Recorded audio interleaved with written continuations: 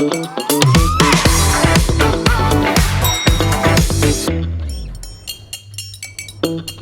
இல்லாம colour print பண்ணுங்க, அதுவும் மிக குறைஞ்ச விலையில. Epson eco tank printers. இது வெறும் ஃபேபுலஸ் இல்ல, இது டோட்டலி பிரிண்டபிளஸ். 7 தலைமுறைகள் பாரம்பரியமிக்க ஒரே சித்த மருத்துவ ஸ்தாபனம் சேலம் சிவராஜ் சித்த வைத்தியசாலை. இப்பொழுது சேலம், ஈரோடு, சென்னை, ஹொசூர், திருப்பத்தூரில் தினசரி மருத்துவரை சந்திக்கலாம். தொடர்புக்கு 9842722500. வணக்கம் சார். பாரதிய ஜனதா கட்சியினுடைய தேசிய தலைவர் அண்மையில் மாற்றப்பட்டதை நம்ம பார்த்தோம். இப்போ தமிழ்நாட்டில் வந்து அமைப்பு செயலாளர் இருக்கக்கூடிய கேசவ விநாயகம் விடுவிக்கப்பட்டு அவருக்கு ஆர்எஸ்எஸ்ல பொறுப்பு கொடுக்கப்பட்டிருக்கு. இந்த மாற்றத்துக்கான காரணமாக நீங்கள் என்ன பார்க்குறீங்க? ஆர்எஸ்எஸ் வந்து திரு கேசவ விநாயகம் அவர்களை குறிப்பிட்டது போல் நிறைய விஷயங்களை மாற்றிக்கிட்டே இருக்கும். அவங்க வந்து எதையுமே நிரந்தரமாக வச்சுக்க மாட்டாங்க. அவங்க வந்து பாஜக அவங்களுடைய கட்சி, அவங்களுடைய பொலிட்டிக்கல் விங்கு பார்க்குறோம். அதில் வந்து ஆர்கனைசேஷன் சங்கட்டன் அப்படின்னு சொல்லுவாங்க. அந்த ஆர்கனைசேஷனில் ஸ்ட்ரக்சர் பண்ணுறதுக்கு பாஜகவுடைய ஒரு ஹோல்டு வச்சுருப்பாங்க. அதில் பிரச்சாரக்கு மட்டும்தான் அந்த பதவியில் இருப்பாங்க. கல்யாணம் ஆகாத வாழ்க்கையை முழுக்க இதுக்காக அர்ப்பணித்தவங்க. பாரத பிரதமர் நரேந்திர மோடி ஆல் இண்டியா போஸ்ட்டில் இருந்திருக்காரு. இன்றைக்கி திரு BL சந்தோஷ் இருந்திருக்கிறாரு. அது மாதிரி மாநில பொறுப்பில் திரு கேசவ விநாயகன் இருந்தார். கிட்டத்தட்ட 12 வருஷமாக அவர் இருக்கிறார். ஸோ கிட்டத்தட்ட நாலு தலைவருக்கு மாநில தலைவருக்கு மேலே பார்த்துட்டார். சங்கத்துக்கு தேவைப்படுதுன்னு அவர் கூப்பிட்டுருக்காங்க. கட்சிக்கு இனிமேல் யாருன்னு போடலை. அவங்க வந்து அதுக்கு ஒரு ஆள் போடுவாங்க. எலெக்ஷன் வரைக்கும் போடுவாங்களான்னு எனக்கு தெரியல. ஸோ எலெக்ஷனுக்கு பிறகு தான் போடுவாங்கன்னு நினைக்கிறேன். அது வரைக்கும் ஒரு ஹோல்டு காலியாக தான் இருக்கும்னு நினைக்கிறேன். தேர்தலுக்கு இன்னும் ஒரு சில மாதங்களே இருக்கக்கூடிய சூழலில் இந்த நேரத்தில் ஏன் மாற்றணும் அப்படிங்கிற அதுக்கு இதுக்கு எந்த சம்பந்தம் இல்லை. கட்சியில் வந்து நான் உங்களுக்கு ஏற்கனவே சொன்னேன், சங்கட்டன் மந்திரின் பேர், அமைப்பு பொதுச்செயலாளர்னு பேர். மாநில தலைவர் தான் முகம். இவங்க வந்து முதுகெலும்பு தான். ஏற்கனவே ஸ்ட்ரக்சரலான விஷயங்களை ஏற்கனவே பண்ணிட்டு இருப்பாங்க. ஸோ இவர்களுடைய மாற்றம் வந்து எந்த விதத்துலையும் ஒரு பெருசாக பாதிக்காது. இல்லாமலே இருந்தால் பாதிக்கும். ஏன்னா அவங்களுடைய ஸ்ட்ரக்சர் அப்படி. இந்த ஒரு 2 மாதம் 3 மாதம் பிரச்சனை இல்லைன்னா பிரச்சார யுக்தியை வகுக்கிறதுக்கோ, கேண்டிடேட் தீர்மானிக்கிறதுக்கோ, கூட்டணி பேசுகிறதுக்கோ, எவ்வளோ சீட்டுன்னு பேசுகிறதுக்கோ, இதுக்கெல்லாம் எதுக்குமே வந்து இவர் போக மாட்டார், வரவும் மாட்டார். நீங்கள் பார்த்துருப்பீங்க, இவங்க யாரும் மேடையிலே உட்கார மாட்டாங்க. இவங்க யாரும் வந்து கீழே தான் உட்காந்துருப்பாங்க அந்த மாதிரி. ஸோ இவங்களுக்கு வந்து அந்த ரோல்லாம் கிடையாது. இவங்க அமைப்பு ரீதியாக எல்லாம் சரியாக இருக்கா, போதா, பணம் வர்றது வருதா சரியாக இருக்கா அப்படின்னு சொல்லிட்டு பார்க்குறது, செக்கில் சைன் பண்ணுறது, இந்த மாதிரியான விஷயங்கள், அறிவிப்பு வெளியிட்டு இந்த மாதிரி தான் இருக்கே தவிர, அதை வெளியில் வந்து அந்த உற்சவர்னு சொல்லுவாங்கள்ல, அது வந்து நேரடியாக வெளியே வந்து கூட்டணி பேசுகிறது, சீட்டு பேசுகிறது, மேடைகளில் முழங்குறது, இது மாதிரியான விஷயங்கள் அவங்க செய்வதில்லை. அதனால் it won't create any impact. அவருடைய மாற்றத்துக்கு வந்து இந்த பணம் சம்பந்தமான விஷயம் தான் ஒரு காரணமாக இருக்குது அப்படின்லாம் கூட ஒரு செய்தியெல்லாம் வள வந்துச்சு. அதுவும் சொல்கிறாங்களோ அவங்கள போய் கேளு. கட்டமைப்பு ஒரு விஷயமா இருந்தாலும் இப்போ தேர்தல் நேரத்தில் புதிய ஒரு நிர்வாகியை போட்டு அது எப்படி கட்சியை வந்து அடுத்த தேர்தல் வரைக்கும் போட மாட்டாங்கன்னே நினைக்கிறேன். நான் உங்களுக்கு அதையுமே சொன்னேன். தேர்தலில் திடீர்னு ஒருத்தரை போட்டு அதை சமாளிக்க முடியுமாங்கிற கேள்வியில் 1 தேர்தலுக்கும் இவங்களுக்கும் சம்பந்தம் இல்லை.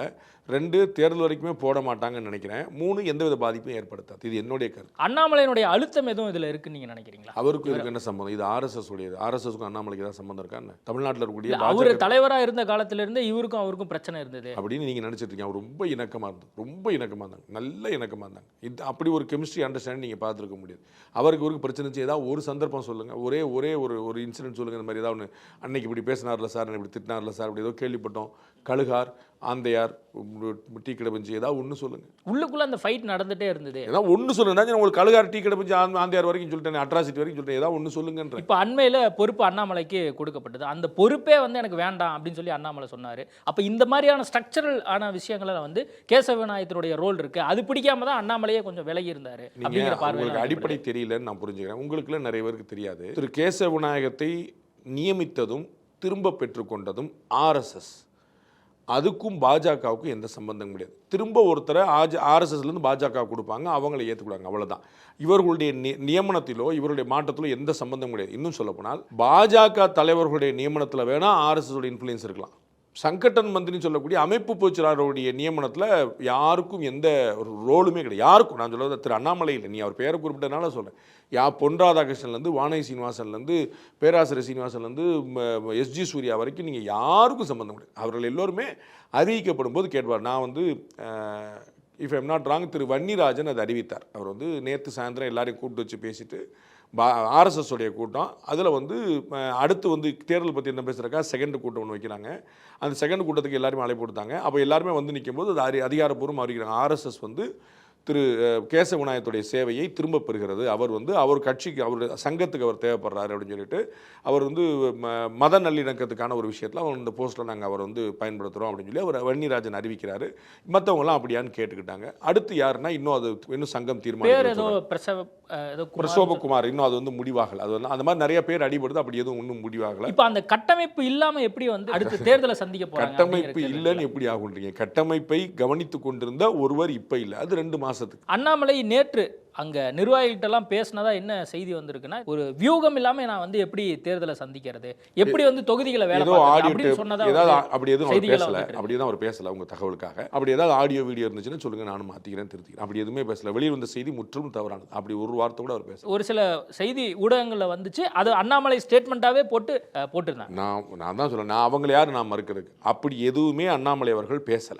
அந்த செய்தியில வந்திருக்கக்கூடிய வியூகம் பற்றி, வியூகம் இல்லாமல் நிக்க மாட்டேன், நிப்பேன், இங்கே நிப்பேன், எப்படி என்ன நிப்பாட்ட சொல்றீங்க, இதெல்லாம் வந்து அவர் ஒரு வார்த்தை கூட பேச. காலையில அந்த நிர்வாகிகள் கூட்டம் நடக்குது PL சந்தோஷ் தலைமையில. அதுல அண்ணாமலை பங்கேற்கல. ஆனா ஈவினிங் அந்த RSS கூட்டத்துல வந்து அண்ணாமலை பங்கேற்கல. காலையில என்ன கூட்டம் நடந்துச்சு தெரியுமா உங்களுக்கு? தேர்தல் பொறுப்பாளர்கள்.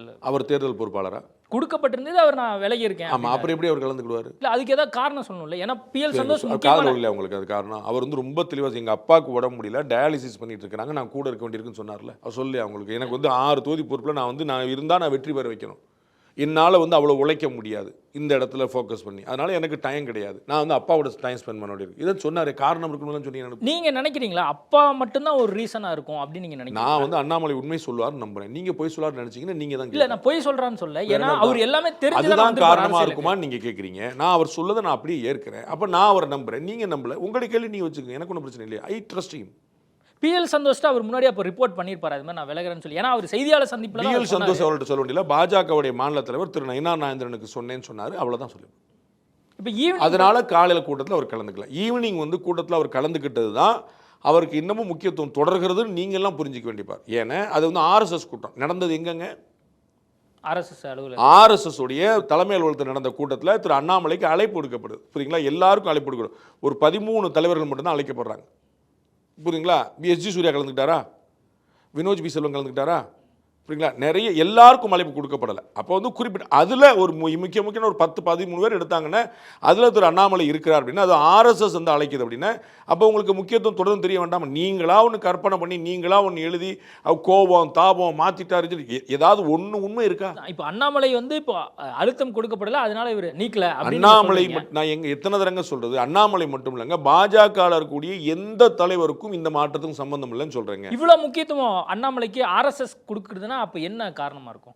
அவர் வந்து பெரிய 13 பேர் கொடுத்திருக்காங்களே, அதுக்கு என்ன காரணமா இருக்கும்? அவங்க லாங் டர்மா டிராவல் பண்றாங்க. அதுல சில பேர் வந்து RSS அந்த முன்னாடி காலத்துல இருந்து பயணிக்கிறாங்கன்னு பாக்குறோம். ஆனா இவர் அடிப்படையில வந்து RSS நயினார் நாகேந்திரன் எத்தனை வருஷமா இருந்தாரு சங்கத்துல? எத்தனை வருஷமா இருக்காரு? இல்ல, அவர் லாங் டர்மா ஆல்ரெடி அதிமுக 30 வருஷமாவா 40 வருஷமாவா இருந்திருக்காருல. இப்போ 4-5 வருஷமா அங்கதானே இருக்கு. அவ்வளவுதானங்க, அவ்வளவுதானே. அதான் நீங்க இவருக்கு சொல்றீங்க, அவருக்கு நான் சொல்ல பதில் சொல்லுங்க.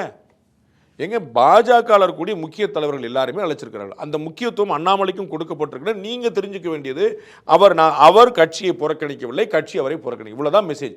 சங்கம் அழைக்குது அப்படின்னு அவர் வந்து முக்கியத்துவம் கொடுக்கப்படுது. அப்படி நீங்க என்ன கதை கட்ட பாக்குறீங்க? அவரை போரம் கட்டிட்டாங்க, அவரை புறக்கணிச்சிட்டாங்க, அவர் புறக்கணிச்சிட்டாரு. இது உங்களுடைய கதை. ஏதாவது ஒரு ப்ரூஃப் காட்டுங்க.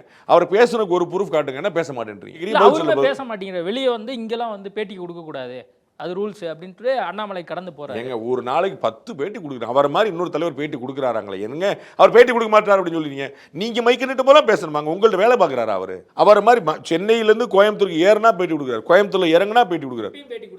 ஆமா, அப்புறம் அவர் என்ன பேட்டி கொடுக்கல? இந்த நிகழ்வுக்கு அவர் பேட்டி கொடுக்காம போறாருன்னா சம்திங் ஏதோ நடக்குது. யார் பேட்டி கொடுத்தா? இல்ல, அதுதான் கேக்குறேன். அப்ப என்ன RSS உங்களுக்கு தெரியலன்னு சொல்லுங்க. வேற திருமாவளவன்கிட்ட போயிட்டு RSS எப்படிப்பட்ட எங்கன்னு கேளுங்க, போய் கத்துக்கங்க அவர்கிட்ட. யார் அண்ணாமலை பேட்டி கொடுக்கல, ஆனா இவர் பொன்னார் கொடுத்தாரு பாத்தீங்களா சொல்லி சொல்லுங்க. காலையில பிஜேபிக்கு அர்ஜுன் ராம் மேக்வால் கொடுத்தாரு, அதே அர்ஜுன் ராம் மேக்வால் சாயந்தரம் கலந்துட்டாரு. ஏன் கொடுக்கல? இது சங்கத்து மீட்டிங். சங்கம்னா என்னன்னு உங்களுக்கு தெரியாது. தெரியலன்னு ஒத்துக்கிட பழகுங்க, தெரிஞ்ச மாதிரி நடிக்காது. இப்போ என்ன திட்டம் வச்சிருக்காங்க? திமுக ஆட்சியை மாற்றிட்டு அதிமுக கூட்டணி ஆட்சியை கொண்டு வரணும் பிளான் இருக்காங்க. இப்போ 14ஆம் தேதி அமித்ஷா வந்து வரப்போறதா சில செய்திகள் வந்துட்டு இருக்கு. இல்லங்கிற மாதிரி செய்திகள் இருக்கு. ஐ அம் நாட் ஷூர். இப்போ NDA கூட்டணி எந்த அளவுக்கு பலமா இருக்குன்னு நினைக்கிறீங்க இந்த நேரத்தில்? NDA கூட்டணி வெற்றி பெறும் அப்படிங்கிற ஒரு நம்பிக்கையை ஏற்படுத்துற அளவுக்கு பலமா இருக்கு. வெற்றியை உத்தரவாதப்படுத்துறதுக்கு இன்னும் கொஞ்சம் அவங்க நகரணும், இன்னும் லாங் வேட்டுக்கும். இப்போ இந்த நிர்வாகிகள் ஒரு பக்கம் வந்து கூட்டம் போடுறாங்க, இன்னொரு பக்கம் வந்து இப்போ அண்ணாமலை வந்து பல்லடத்தில் இந்தியா அமெரிக்கா உறவு குறித்து அவர் வந்து ப்ரெஸ் மீட் பண்ணி பேசிகிட்டு இருக்காரு. ஒரு பக்கம் நேற்று செய்திகளில் வந்து என்னென்னா, இந்த ப்ரெஸ் மீட் கொடுக்கறது மட்டுமே ஒரு நோக்கமாகக்கூடாது, நீங்கள் வந்து களத்துலேயும் பணி பண்ணணும் அப்படிங்கிறது குறித்தெல்லாம் வந்து பேசப்பட்டுச்சு. இப்போது அதிமுக பாஜக களப்பணி வந்து எப்படி இருக்குன்னு நீங்கள் நினைக்கிறீங்க? அதிமுக பாஜக களப்பணி இன்னும் அதிகமாக வேகமாக இருக்கணும்னு நினைக்கிறேன். அவங்க வந்து நான் ஏற்கனவே சொன்னது போல் வெற்றி பெறுவாங்க அப்படிங்கிற ஒரு பிம்பம் கிளம்பியிருக்கு. அதை உத்தரவாதப்படுத்துறதுக்கு they have to work hard. DMK வந்து இன்னும் வேலை பார்க்க ஆரம்பிக்கல. அவங்க வந்து திரைக்கு பின்னால் பண்ண வேண்டிய வேலையெல்லாம் பண்ணி வச்சுட்டாங்க. திரைக்கு முன்னால் இன்னுமே தான் அவங்க கேமே ஆரம்பிக்க போகுது. அதை தயாரிக்கிறதுக்கு அதிமுக கூட்டணியோட பலம் இன்னும் அதிகரிக்கணும். அப்போ இன்னும் நிறைய லாங் வே டு கோ அப்படிதான். இப்போ இருக்கக்கூடிய அந்த கட்டமைப்பை வச்சு இப்போ திமுக வீழ்த்தர முடியாது அப்படிங்கிற சூழல் தான் இருக்கு. இன்னைக்கு தேதிக்கு நீங்கள் யோசிச்சிங்கன்னா அதிமுக சிங்கிள் லார்ஜஸ்ட் பார்ட்டியாக வரும், தனி பெரும் கட்சியாக வரும். தனி பெரும்பான்மை கொண்ட கட்சியாக வருமா அப்படிங்கிறத வி ஹவ் டு வெயிட். தனிப்பெரும் கட்சியாக வர்றதுக்கான சூழல் இருக்கா? ஏன்னா இப்போ ஒரு பக்கம் வந்து உங்களுக்கு ஞாபகம் இருக்கும், கடந்த முறையே 75 சீட்டு வந்து எடுத்திருந்தாங்க எங்க 2021. சரிங்களா? 2024 பாஜக அதிமுக 2 பேரையும் மட்டும் கூட்டினா குறைஞ்சபட்சம் 90 சட்டமன்ற தொகுதிகள் வந்து வருது. அப்போ மிச்சம் எவ்வளோக்கு 118 இருந்தால் போதும். ஒரு 28 தான் தேவைப்படுது. ஆன்டி இன்கம்பன்சி இருக்குங்கிற அளவுக்கு மட்டுமா ஒத்துக்கிடுவீங்களா? நீங்கள் வந்து திமுக தோக்குதுன்னு நீங்கள் சொல்ல வேண்டாம், அதிருப்தியால் இருக்குன்னு சொல்லுவீங்களா? நீங்கள் எவ்வளோ சொல்லுவீங்களா? அப்போ 90 சீட் 2024 எடுத்தவங்களுக்கு 100 சீட்டு பெறதுக்கு எவ்வளோ நேரம் ஆகும்? இவ்வளோதான் நான் சொல்கிறேன். ஸோ தனிப்பெரும் கட்சியாக அதிமுக உத்தரவாதமாக வர்றதுக்கான வாய்ப்பு இன்னைக்கு தேதிக்கு தெரியுது. இன்னும் கால சூழல் மாறலாம். திரும்ப நான் வந்து அன்னைக்கு சொன்னேன், இன்னைக்கு சொல்ல நாளைக்கு திமுக என்ன செய்யுது, அதுக்கு இவ்வளோ கவுண்டர் என்ன செய்யறாங்கன்னு சொல்ல, இன்னமும் இவர்கள் கடினமாக உழைக்க வேண்டும். நான் திரும்ப பதிவு பண்ணிட்டேன். இன்னைக்கு காலையில் முதல்வர் அவர்கள் மாணவிகள் மத்தியில் பேசுகிறாரு. நீங்கள் தான் வந்து வருங்காலத்தினுடைய ஒரு எதிர்காலம் அப்படின்லாம் வந்து பெண்களை புகழ்ந்து பேசுகிறாரு. நேற்றைக்கு முந்தின தினம் ஒரு மாநாடு நடத்துகிறாங்க. இந்த ஆன்டி இன்கம்பன்சியை மறைப்பதற்காக அவங்க பல்வேறு அந்த ஸ்ட்ராட்டஜியை வகுக்கிறாங்களே, அந்த மாதிரி என்டிஏ கூட்டணி என்ன மாதிரியான ஸ்ட்ராட்டஜி வச்சிருக்கிறதா நீங்கள்? டிஎம்கே உடைய இந்த ஸ்ட்ராட்டஜி எடுபடாது. இன்னும் வேற ஏதாவது ஒன்று பண்ணா உண்டு. ஆன்டி இன்கம்பன்சி வந்து இந்த காரணங்களால் இல்லை. நீங்கள் மாணவிகளை கூட்டு பேசினாலோ, பெண்களை பாராட்டி பேசினாலோ, தூய்மை பணியாளர்களுக்கு வந்து காலை உணவு திட்டம் கொடுத்தாலும் அதனாலலாம் அந்த ஆன்டி இன்கம்பன்சி போகிறதில்ல. If I am not wrong, நீங்கள் வந்து தனியாக நீங்கள் கூட பேசி பார்த்துக்கலாம். நீங்கள் வந்து அரசு ஊழியர்களுக்கு டிஏபிஎஸ் ஸ்கீம் வந்து புதுசாக கொண்டு வந்தது மூலமாகவே கூட நிறைவடையில். அவங்க வந்து சங்கத்தினர் மகிழ்ச்சி அடைஞ்சு, ஏன்னா அவங்களாம் திமுக சார்புடையவங்க, அது எல்லாருக்குமே தெரியும். அவங்கெல்லாம் மகிழ்ச்சி அடைஞ்சு ஸ்வீட்லாம் கொடுத்துக்கிட்டாங்களே தவிர அரசு ஊழியர்கள் அதில் நிறைவடையலை. ஸோ இந்த ஆன்டி இன்கம்பன்சின்னு ஒன்று இருக்கக்கூடியதை காம்பன்சேட் பண்ணுறதுக்கு, நியூட்ரலைஸ் பண்ணுறதுக்கு திமுகவுடைய இன்னைக்கு வரைக்குமான ஸ்ட்ராட்டஜி பெருசாக ஹெல்ப் பண்ணுதுன்னு நினைக்கல. இனிமேல் வரக்கூடிய ஸ்ட்ராட்டஜி அப்படிங்கிற பொறுத்து பார்க்கும். இப்போ திமுக கூட்டணி கட்சிகள்லாம் சேர்ந்து ஆர்ப்பாட்டம்லாம் பண்ணுறதுக்கான பிளான்லாம் பண்ணுறாங்க. ஆனால் என்டிஏ கூட்டணி அந்த மாதிரி இப்போ திமுகவுக்கு எதிரான பல்வேறு அப்படிதான் பண்ணணுங்கிற அவசியம் இல்லை. அப்படிதான் இருக்கு. அப்படிங்கும்போது இவங்கெல்லாம் சேர்ந்து பண்ணணுங்கிற அவசியம் இல்லை. அவரவர் தனித்தனி பலத்தை காட்டும் போதே நல்லா இருக்கும். எல்லாரும் சேர்ந்து பலத்தை காட்டும் போது யாருடைய பலம்னு தெரியாது. எல்லாரும் ஒரே இடத்துல குவிய வேண்டியிருக்கும். மதுரையில் ஒரு ஆர்ப்பாட்டம், திருச்சியில் ஒரு ஆர்ப்பாட்டம், திருநெல்வேலி ஒரு ஆர்ப்பாட்டம், கோயம்புத்தூர் ஒரு ஆர்ப்பாட்டம், அதிமுக ஒன்று, பாஜக ஒன்று, தமாக ஒன்று, அம்மா மக்கள் எல்லாம் ஆளுக்கு ஒன்று பண்ணாங்கன்னா அது லைம் லைட்டில் தான் நல்லா தரும். எல்லாரும் சேர்ந்து ஒரே இடத்துல பண்ணி உங்களுக்கு டிவி நியூஸ் கிடைக்கலாம். ஆனால் எல்லா இடத்துலையுமே எல்லா கட்சியிலுமே எல்லாரும் சேர்ந்து இருக்காங்க. அப்படிங்கும்போது அதனுடைய அந்த தாக்கமும் நீங்க வந்து எல்லாரும் ஆர்ப்பாட்டம் பண்றாங்க, எல்லாரும் சேர்ந்து ஆர்ப்பாட்டம் பண்றாங்கன்னு சொல்லக்கூடிய திமுக கூட்டணியில் இன்னைக்கு வந்து மாவட்ட தலைவர்களை கூட்டு காங்கிரஸ் டீலில் பேசிட்டு இருக்கு. உங்களுக்கு தெரியுமா எதுக்காக பேசிட்டு சொல்லுங்க? கூட்டணி தொகுதி பங்கீடு இன்னும் முடிவு பண்ணா ஒருத்தவங்க வந்து இணைஞ்சு சண்டை போட்டு ஓடிக்கிட்டு இருக்கிறாங்க. அவங்க வந்து ஒற்றுமையே இல்லையே, ஒன்னா மேடையில் வரலன்றீங்க. கூட்டணியே நம்ம அண்ணன் செல்வ பிறந்தக தலையில தண்ணி குடிச்சு தான் பாக்குறாரு. கூட்டணி இழுபறிலாம் சொல்லாதீங்க ப்ளீஸ். கூட்டணி பற்றி முடிவெடுப்போம். இன்னும் முடிவெடுக்கல அப்படின்னா அப்புறம் இழுபறி தானே. இந்த பக்கம் கூட்டணி இல்லைன்னு எல்லாரும் சண்டை போட்டுட்டு இருந்தீங்க. கூட்டணி ஒண்ணுக்கு மேல ஒண்ணு வந்துகிட்டே இருக்குது. அடுத்து வந்து அன்னி பிரேமலதா வர போறாங்க.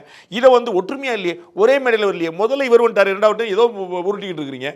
அந்த பக்கம் வந்து கூட்டணி பத்தி இன்னும் உத்தரவாதமா பேசலாம். டபுள் டிஜிட்டல் சீட்டு கேட்போம்னு கம்யூனிஸ்ட்கள் சொல்றாங்க. ஏதாவது கருத்து இருக்கா? விடுதலை சிறுத்தைகள் வந்து அவங்க 100 விஷயங்கள் பேசியிருக்காங்க. காங்கிரஸ் கட்சி ரொம்ப டெய்லி சண்டை நடந்துட்டு இருக்கு. நேத்து திமுக வந்து பேசியிருக்கு, ராஜா கண்ணப்பன் பேசியிருக்காரு. நேத்து நைட் நம்ம பேசியிருக்கோம் 20 வருஷம் முன்னாடி.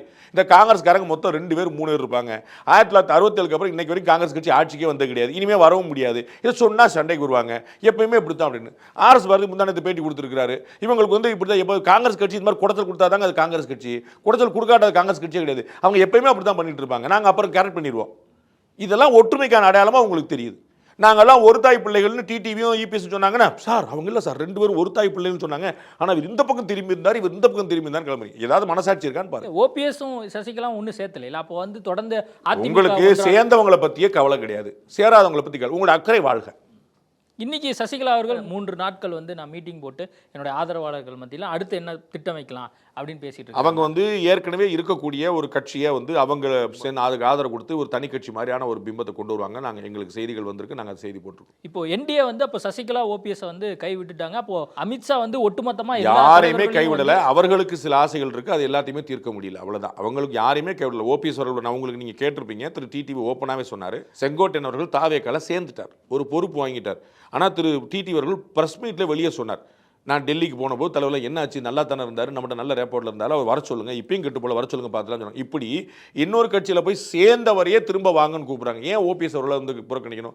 ஓபிஎஸ் அவர்கள் திரும்ப சசிகலா கூட இணைந்து செயல்படலாம் அப்படின்னு பார்க்குறாரு. அந்த குழப்பத்தை இவங்க டிடி உட்பட, திரு அண்ணாமலை உட்பட, பாஜக முக்கிய தலைவர் உட்பட, டெல்லி உட்பட பலர் பேசிக்கிட்டு இருக்காங்க. அண்ணன் ஓபிஎஸ் இங்கே வரும்னு சொல்லி அவர் இந்த குழப்பத்தில் இருக்கார். அண்ணாமலை கூட இப்போ ஓபிஎஸ் நம்ம என்டிஏ கூட்டில் தான் இருக்காரு அப்படிங்கன்னு தொடர்ந்து பேசிட்டே இருக்காரு. நான் இப்போ உங்கள்கிட்ட என்ன சொன்னேன், எல்லாரும் தானே சொன்னேன், நான் அவர் பேரையும் சேர்த்து தானே சொன்னேன். இப்போ அண்ணாமலை இந்த தடவை தேர்தலில் போட்டியிடுவாரா அப்படிங்கிற ஒரு சந்தேகம்லாம் கொஞ்ச நாளைக்கு முன்னாடி அவங்க கட்சி கொடுக்குமா சீட் அலோகேஷன் நான் தான் பண்ணுறேன். நான் சொல்லுங்க, அண்ணாமலை மட்டுமல்ல எல்லா முக்கிய பெருந்தலைவர்களும் போட்டியிடுவார்கள். திரு எச் ராஜாவை தவிர நினைக்கிறேன். திரு எச் ராஜா உடல்நிலை சரியில்லைங்கனால அவருமே போட்டியிட திட்டம் இருந்தது.